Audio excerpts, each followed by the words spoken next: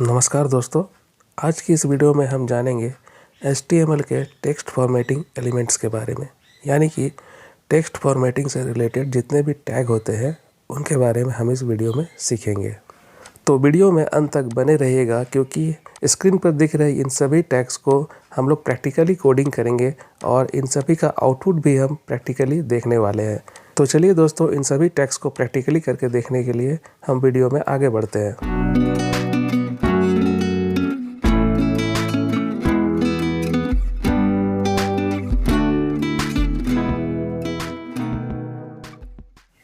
तो दोस्तों, सबसे पहले आपको तो एक एडिटर खोल लेना है। मैं एडिट करने के लिए, कोडिंग करने के लिए ड्रीम व्यूअर का यूज़ करता हूँ। आप नोटपैड भी यूज़ कर सकते हैं। तो मैंने ये ड्रीम व्यूअर में एक नया पेज खोल लिया है। इसका टाइटल हम चेंज कर देते हैं HTML टेक्स्ट फॉर्मेटिंग। इस तरह से इसका टाइटल हम चेंज करके लिख देते हैं। उसके बाद अब हम लोग बारी बारी से सभी टैग्स को यूज़ करके देखेंगे। सभी टैग्स को यूज़ करने से पहले हम पेज को थोड़ा सा डेकोरेट करेंगे, यानी कि उसमें थोड़ा सा एक हेडिंग देंगे और एक पैराग्राफ ऐड करेंगे, जिससे कि पेज हमारा ज़्यादा खूबसूरत दिखाई देगा। तो सबसे पहले हम H1 टैग की मदद से इसमें एक हेडिंग ऐड करेंगे और यहाँ पर हम लोग इसका हेडिंग लिख देते हैं वेलकम टू अभिनंदन टेक्नो होस्ट यूट्यूब चैनल। इस तरह से हम एक हेडिंग यहाँ पर बना दे रहे हैं, जिससे कि पेज देखने में थोड़ा खूबसूरत लगे, अट्रैक्टिव लगे। अब इस पेज को हम लोग सबसे पहले तो एक फ़ोल्डर बनाकर वहाँ पर HTML फाइल के रूप में इसको सेव कर लेते हैं, ताकि बाद में हमें टेस्टिंग करने में आसानी हो और हम कोडिंग करके साथ साथ इसको टेस्ट करके भी देख सकें। तो मैं यहाँ डेस्कटॉप पे एक फ़ोल्डर बना ले रहा हूँ और फिर उसमें एक HTML नाम देके इसको सेव कर लेता हूँ। तो हमने index.html नाम देकर इस फाइल को सेव कर लिया। अब इस पर कोडिंग करेंगे। अब यहाँ पर हम लोग जो है और एक H2 टैग ले लेते हैं दूसरा हेडिंग के लिए, और उसमें लिख देते हैं here I am going to show you some text formatting examples. अब हम लोग अपने HTML पेज को एक बार खोल कर चेक कर लेंगे कि उसका आउटपुट कैसा दिख रहा है। तो हम अपने उस फोल्डर पे जाएंगे जहाँ हमने पेज सेव किया है और ये index.html को एक बार खोल के चेक करेंगे। तो देखिए, इस तरह का हमारा जो है पेज दिखने लग जाता है। जो भी हमने अब तक कोडिंग की है उसका आउटपुट इस तरह का दिखाई दे रहा है। चलिए वापस से हम अपनी कोडिंग पर आते हैं और अब हम यहाँ पर एक पैराग्राफ टैग इस्तेमाल करेंगे, क्योंकि हमें बारी बारी सभी टैग्स को यूज़ करके देखना है। तो हम एक पैराग्राफ टैग लेते हैं P टैग, और उसके अंदर हम सबसे पहले जो हमारा पहला एलिमेंट है यानी कि B tag, B for bold, तो उस टैग का इस्तेमाल हमें करना है। तो उसके बारे में हम यहाँ पर पहले कुछ लिख देंगे। ये देखिए, B टैग का मतलब होता है बोल्ड टेक्स्ट। तो यहाँ पर हम डिस्क्रिप्शन में लिखेंगे नंबर 1 B टैग, जिसका मतलब होता है बोल्ड टेक्स्ट। अब आइए इसका आउटपुट देखते हैं। ये देखिए, रिफ्रेश करने पर हमें यहाँ पर दिखाई देने लग गया नंबर 1 B बोल्ड टेक्स्ट। अब इसको थोड़ा जूम करके देख लेते हैं अच्छे से। तो ये देखिए, आपको यहाँ अच्छे से दिखाई दे रहा होगा। यहाँ पर हमने जो पैराग्राफ में लिखा था वो यहाँ पे दिख रहा है नंबर 1 B, यानी कि बोल्ड टेक्स्ट। अब हम लोग इसके नीचे एक लाइन ऐड कर देते हैं और उसमें लिख देते हैं दिस इज बोल्ड टेक्स्ट। और अब हम लोग यहाँ पे बोल्ड को ज़्यादा बोल्ड दिखाने के लिए हम लोग B टैग का इस्तेमाल करेंगे। अभी आप आउटपुट देखोगे तो ये बोल्ड टेक्स्ट नॉर्मल दिखाई दे रहा है, लेकिन जब हम इसमें B टैग लगा देंगे तो ये बोल्ड दिखाई देने लगेगा। तो ये देखिए, हमने B टैग बोल्ड से पहले ओपन किया और ये बोल्ड लिखा है, उसके आगे हमने B टैग को क्लोज़ कर दिया। तो अब जो कुछ भी हमने B टैग के बीच में लिखा है वो चीज़ बोल्ड होकर दिखाई देगा। ये देखिए, रिफ्रेश करता हूँ पेज को तो दिस इज़ बोल्ड टेक्स्ट। तो जो बोल्ड वर्ड लिखा हुआ है ये बोल्ड देखिए एक्चुअली में बोल्ड होकर दिखाई दे रहा है, यानी कि सभी टेक्स्ट के कंपैरिजन में ये जो बोल्ड लिखा हुआ है ये ज़्यादा गहरा और ज़्यादा डार्क दिखाई दे रहा है। तो ये होता है B टैग का यूज, जिसकी मदद से हम किसी भी टेक्स्ट को बोल्ड करके दिखा सकते हैं। इसके बाद अगला टैग है स्ट्रॉन्ग टैग। इसका इस्तेमाल इंपॉर्टेंट टेक्स्ट को दिखाने के लिए होता है। तो आइए इसका इस्तेमाल कैसे करना है वो भी हम प्रैक्टिकली करके देखते हैं। तो यहाँ हमने ऊपर वाले कोड को ही कॉपी पेस्ट कर लिया है और उसमें थोड़ा सा एडिट कर लेंगे। 1 की जगह पे हमने 2 कर दिया है और यहाँ पे B की जगह पर हम स्ट्रॉन्ग लिख देंगे। और स्ट्रॉन्ग का जो डेफिनेशन होता है इंपॉर्टेंट टेक्स्ट, वो भी हम यहाँ पर लिख देते हैं। और उसके बाद हमें यहाँ पर अब कोडिंग करनी है। हमने एक लाइन ऐड कर दी यहाँ पर दिस इज़ इम्पॉर्टेंट टेक्स्ट। अब यहाँ पर जो इम्पॉर्टेंट वर्ड है इसको हमें हाईलाइट करके दिखाना है। तो यहाँ पर इम्पॉर्टेंट से आगे हम स्ट्रॉन्ग टैग को ओपन करेंगे और इम्पॉर्टेंट जो लिखा है उसके बाद जाकर स्ट्रॉन्ग टैग को क्लोज़ कर देंगे। और उसके बाद हम इसका आउटपुट जो है चेक करेंगे कि इसका आउटपुट कैसा दिखाई देता है। तो यहाँ पर देखिए जो इम्पोर्टेंट था वो इम्पोर्टेंट वर्ड जो है वो अलग से आपको बोल्ड होकर दिखाई दे रहा है। तो ये लगभग बोल्ड के जैसा ही काम करता है। तो आपके ऊपर है कि आप बोल्ड यूज़ करना चाहते हो, बी टैग या इम्पॉर्टेंट टैग, स्ट्रॉन्ग टैग। तो ये दोनों लगभग एक जैसा ही काम करता है कोई भी इंपॉर्टेंट चीज़ को हाईलाइट करके दिखाने के लिए। अब जो हमारा अगला टैग है वो है आई टैग, यानी कि इटैलिक टेक्स्ट। किसी भी टेक्स्ट को हम इटैलिक्स के रूप में दिखाना चाहते हैं, यानी कि थोड़ा झुका हुआ, तिरछा झुका हुआ जो टेक्स्ट होता है उसको इटैलिक टेक्स्ट बोलते हैं। तो यहाँ पर हम फिर से कोड को कॉपी पेस्ट करते हैं, यहाँ पर 2 की जगह 3 लिख देंगे और टैग की जगह आई लिख देंगे और उसका डेफिनेशन में लिख दिया इटैलिक टेक्स्ट। और यहाँ पर हम जो है स्ट्रॉन्ग जो टैग लिखा होता है वहाँ पर आई टैग लगा देंगे और इम्पॉर्टेंट की जगह पर यहाँ पर इटैलिक लिख देंगे, क्योंकि हमें इसको इटैलिक करके दिखाना है। और यहाँ पर आई टैग का क्लोजिंग भी होगा, यहाँ पर हमने आई टैग को क्लोज कर दिया। अब जो भी आई टैग के बीच में है वो हमें तिरछा होकर दिखाई देगा। जैसे कि यहाँ पर रिफ्रेश करते हैं, ये देखिए यहाँ पर आप देखिए 3rd number point, this is italic text. अभी जो इटैलिक वर्ड है इसको हमने आई टैग के बिटवीन रखा है, बीच में रखा है, इसीलिए आई टैग की वजह से ये जो है टेक्स्ट तिरछा होकर दिखाई दे रहा है। तो यही है इटैलिक टेक्स्ट का इफेक्ट। चलिए अब नेक्स्ट टैग की तरफ बढ़ते हैं। अगला जो टैग है वो है EM, यानी कि एम्फेसाइज टेक्स्ट। उसके लिए भी हमने यहाँ पे कॉपी पेस्ट कर लिया कोड को और 4 नंबर लिख के हमने यहाँ लिखा EM। EM का मतलब है एम्फेसाइज टेक्स्ट।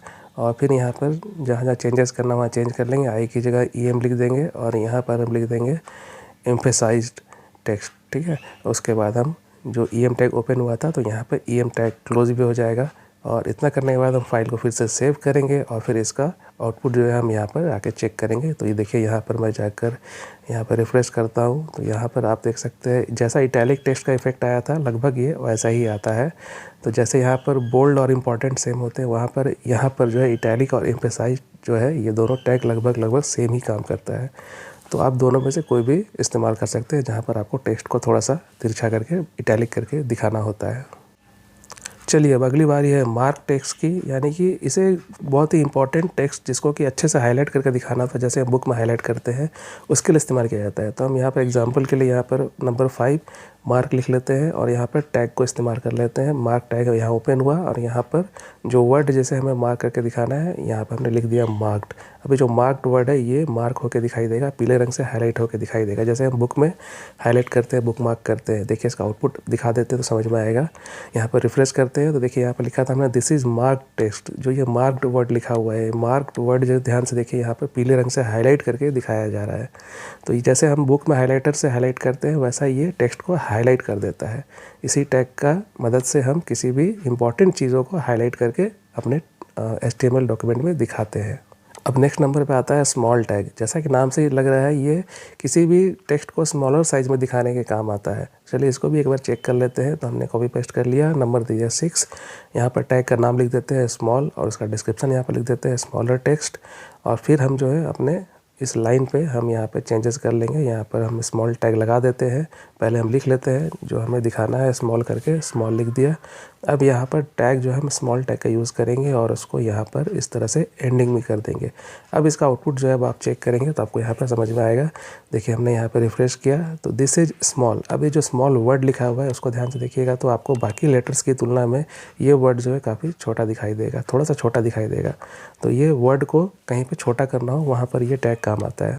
चलिए अब अगला जो टैग है उसका नाम है डेल। डेल टैग यानी कि डिलीटेड टेक्स्ट। कोई भी ऐसा टेक्स्ट जिसको हमें डिलीटेड रूप में दिखाना है, जैसा कि आप फ्लिपकार्ट या अमेज़ॉन इस तरह की शॉपिंग साइट पर अक्सर देखते होंगे कि प्रोडक्ट का प्राइस कुछ दिखाता है और उसमें डिस्काउंट करके यानी कि उसको ऐसे कट कर दिया जाता है, स्ट्राइक थ्रू कर दिया जाता है और फिर नया प्राइस लिख के दिखाया जाता है। तो ऐसा कुछ इफ़ेक्ट हम यहाँ पर डाल सकते हैं। तो हमें उसके लिए चलिए इसको करके देख लेते हैं। डेल, हमने डेल का डिस्क्रिप्शन लिखा, यहाँ पर डेल टैग का इस्तेमाल करेंगे। आई की जगह हम यहाँ पर डेल लिख देते हैं और डिलीटेड वर्ड जो है वो डिलीट होके दिखाई देगा, कटा हुआ दिखाई देगा। अब इसको हम जो है यहाँ पर एक बार रिफ़्रेश कर लेते हैं, फिर आपको दिखाते हैं इसका आउटपुट कैसा दिखाई दे रहा है। ये देखिए पेज पे आ गए, यहाँ पर हमने रिफ़्रेश किया तो देखिए डिलीटेड वर्ड जो है ये कटा हुआ दिखाई दे रहा है, स्ट्राइक थ्रू टाइप का दिखाई दे रहा है, क्योंकि हमने इसको डेल टैग के बीच में रखा है, इसलिए ये ऐसे करके कटा हुआ करके दिखाई दे रहा है। चलिए अब इसको और एक एग्जांपल से समझते हैं। यहाँ पर हम क्या करते हैं, जैसे ऑनलाइन शॉप्स पे लिखा रहता है वैसे ही हम एक पेन ड्राइव को सेल कर रहे हैं और हम यहाँ पर लिख दे रहे हैं hurry up sale pen drive.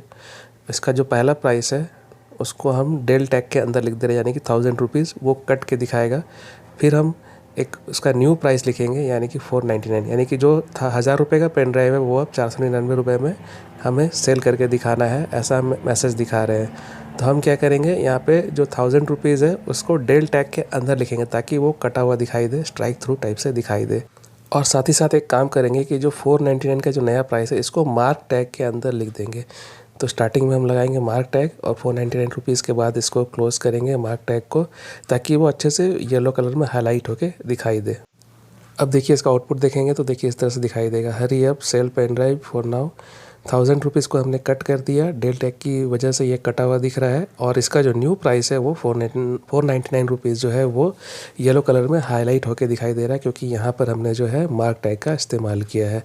तो ये ऐसा इफ़ेक्ट हम इन दो टैग की मदद से दिखा सकते हैं। तो चलिए अब अगले टैग की तरफ बढ़ते हैं। हमारा जो अगला टैग है वो है INS, यानी कि इंसर्टेड टेक्स्ट। ये एक तरह से अंडरलाइन जैसा इफेक्ट देने का कोशिश करता है, यानी कि जहाँ भी हमें अंडरलाइन चाहिए वहाँ हम INS टैग का इस्तेमाल कर सकते हैं। तो इस टैग को देखने के लिए चलिए हम लोग यहाँ पे अपने कोड में चेंजेस करते हैं। हम एक नया फिर से ऊपर वाली लाइंस को कॉपी पेस्ट कर लेंगे और वहाँ पर जहाँ ज़रूरत है वहाँ पे चेंजेस कर लेंगे। तो ये हमने कॉपी किया, यहाँ पर नंबर 7 लिख देंगे और यहाँ पे टैग का डिस्क्रिप्शन लिखने वाले हैं INS का मतलब होता है इंसर्टेड टेक्स्ट। यहाँ पर हमने लिख दिया और यहाँ पर हम टैग में आई की जगह पे INS लिख देंगे और इसको क्लोज भी कर देंगे INS टैग को, और यहाँ पर लिख देंगे दिस इज इंसर्टेड टेक्स्ट। तो जो इंसर्टेड वर्ड है वो INS टैग के अंदर लिखा हुआ है। देखते हैं इसका आउटपुट जो है वो, देखिए इस तरह से आउटपुट आप देखोगे तो दिस इज इंसर्टेड जो है देखिए वो उसके नीचे पे ये अंडरलाइन आ गया। तो एक तरह से अंडरलाइन जनरेट करने के लिए इस टैग का इस्तेमाल किया जाता है। अब जो नेक्स्ट टैग है उसका नाम है SUB, यानी कि सबस्क्रिप्ट टेक्स्ट। सबस्क्रिप्ट का इस्तेमाल वहाँ होता है जहाँ पर हमें कुछ लेटर्स को नीचे दिखाना होता है। जैसे कि आपने केमिस्ट्री का फार्मूलाज अगर पढ़ा होगा, साइंस का स्टूडेंट है तो आपने देखा होगा कि जो सल्फ्यूरिक एसिड होता है उसका जो फार्मूला होता है वो होता है H2SO4। कहीं पे हमें अगर इस तरह से कुछ दिखाना है, तो जैसे कि यहाँ पर हम लिख रहे हैं सल्फ्यूरिक एसिड और उसका जो केमिकल नेम है यानी कि H2SO4 वो हमें लिखना है, तो हम उसको इस तरह से लिखेंगे सल्फ्यूरिक एसिड और उसका केमिकल नेम H2SO4। लेकिन यहाँ पर प्रॉब्लम ये है, हम जब कोड में H2SO4 लिखते हैं तो वो एक प्लेन एक ही लाइन पे लिखाता है, यानी कि 2 जो है नीचे जाना चाहिए, 4 भी जो है नीचे जाना चाहिए, पर यहाँ कोडिंग में भी हमें ऐसा दिखाई नहीं देता है। इसका अगर हम आउटपुट भी चेक करेंगे तो यहाँ आउटपुट भी आप देख सकते हैं, हमने लिखा है सल्फ्यूरिक एसिड, ये देखिए, और यहाँ पे हमने उसका फार्मूला लिखा है H2SO4। यहाँ पर भी एक ही प्लेन में सब कुछ दिखाई दे रहा है, सब कुछ एक ही लेवल पे, जबकि 2 नीचे रहता और 4 नीचे रहता तो ज़्यादा बेटर होता। तो उसको ठीक करने के लिए हम यहाँ पर SUB टैग का इस्तेमाल करेंगे। जैसे कि ये 2 को नीचे दिखा रहा है तो 2 से पहले हमने SUB टैग ओपन किया और 2 के बाद SUB टैग को क्लोज कर देंगे। उसी तरह से जहाँ 4 को भी नीचे दिखाना है तो हमने SUB टैग ओपन किया और 4 के बाद SUB टैग को क्लोज कर देंगे। उसके बाद हम रिफ्रेश करके देखेंगे तो देखिए ये 2 नीचे आ गया और 4 नीचे आ गया, ये ज़्यादा बेटर दिखाई दे रहा है। तो जहाँ पे सबस्क्रिप्ट करना होता है वहाँ पर हम SUB टैग का इस्तेमाल करते हैं, इससे हम ऐसा इफ़ेक्ट को अचीव कर पाते हैं। इसके बाद जो टैग होता है वो इसके ठीक उल्टा है, यानी कि सुपर स्क्रिप्ट करना जिसको बोलते हैं। सुपर स्क्रिप्ट में क्या होता है कि हम चीज़ों को, जो चीज़ हमें ऊपर की तरफ चाहिए उसको हम सुपर स्क्रिप्ट करते हैं। कभी कभी ऐसा होता है, जैसे कि आपने मैथ पढ़ा होगा, तो मैथमेटिक्स में हम लोग जो फार्मूलाज लिखते हैं जैसे कि स्क्वायर हो गया, क्यूब्स हो गया, उसको हम जनरली ऊपर की तरफ लिखते हैं, नॉर्मल लेवल से थोड़ा सा ऊपर। जैसे कि यहाँ पर मैं एग्जाम्पल में आपको दिखाता हूँ एक मैथ का फार्मूला लिख के। जैसे कि हम मैथ का जो बेसिक फार्मूला है एक लिखते हैं यहाँ पर एग्जाम्पल के लिए, a+b का whole square is equal to होता है a² + 2ab + b²। ओके, तो ये फार्मूला जो हम लिख रहे हैं तो ये अगर हम नॉर्मली लिखें तो ये इस तरह से दिखाई देता है, यानी कि सब कुछ एक ही लेवल पे है। a² जो है वो a2 दिख रहा है, b² जो है b2 दिख रहा है, जबकि ऐसा नहीं दिखना चाहिए। इसका अगर हम आउटपुट भी चेक करेंगे तो देखिए आउटपुट भी दिखा देता हूँ। यहाँ पर भी देखिए a+b का होल स्क्वायर, लेकिन देखने में लग रहा है a+b × 2, a² भी लग रहा है a × 2, b² भी लग रहा है b × 2, जबकि ये ऐसा नहीं दिखना चाहिए। 2 जो है थोड़ा सा ऊपर उठा हुआ दिखना चाहिए, तब जाके लगेगा कि स्क्वायर है। तो इस चीज़ को ठीक करने के लिए हम लोग SUB टैग का यूज़ करते हैं, यानी कि सुपर स्क्रिप्ट। अब देखिए जहाँ जहाँ भी हमें लेटर्स को ऊपर उठाना है उसके आगे हम लोग SUP टैग लगा देंगे और उस लेटर के बाद SUP टैग से क्लोज भी कर देंगे। ये देखिए यहाँ भी हमें इस 2 को जो है ऊपर दिखाना है तो SUP टैग के अंदर रख देंगे, और यहाँ पर भी B स्क्वायर है, इसको भी दिखाना है तो हमें इसके 2 को भी SUP टैग के अंदर रखना होगा। तो हमने कोड को सुधार दिया। अब इसका आउटपुट चेक करिए, रिफ्रेश करते हैं। ये देखिए इसका जो आउटपुट है, अब आप देखिए a + b का whole square is equal to a square plus 2ab plus b square. ये एग्जैक्टली वैसा दिख रहा है जैसा कि दिखना चाहिए। तो यहाँ पर कहीं कहीं पे हमें SUP यानी कि सुपरस्क्रिप्ट टेक्स्ट का इस्तेमाल करना पड़ता है, वहाँ पर हम SUP टैग का इस्तेमाल करते हैं। तो दोस्तों यही थे टेक्स्ट फॉर्मेटिंग से रिलेटेड HTML के वो सारे बेसिक टैग्स जिनका इस्तेमाल टेक्स्ट फॉर्मेटिंग करने में किया जाता है। आशा करता हूँ आपको ये सरल भाषा में समझाई हुई वीडियो में सब कुछ समझ में आया होगा और इससे आपको ज़रूर कुछ सीखने को मिला ही होगा। तो अगर वीडियो अच्छी लगी हो तो इसे किसी के साथ शेयर ज़रूर करें और हमारे चैनल को सब्सक्राइब ज़रूर करके रखें ताकि इस तरह की और भी वीडियोज़ आपको फ्यूचर में मिलती रहे। चलिए मिलेंगे आपसे नेक्स्ट वीडियो में, तब तक के लिए धन्यवाद। टेक केयर एंड जय हिंद।